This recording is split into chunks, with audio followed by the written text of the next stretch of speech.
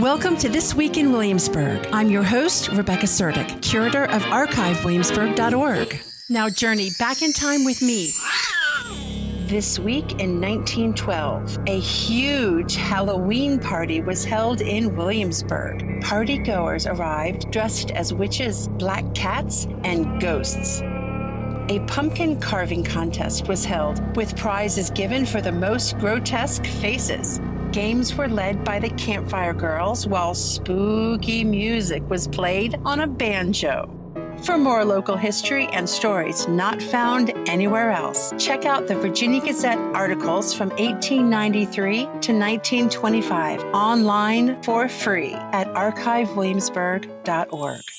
Join me next time for another edition of This Week in Williamsburg, brought to you by archivewilliamsburg.org and the Williamsburg Old Time Radio Hour, your source for hometown history, online, on stage, and on the air. I'm Rebecca Suerdieck.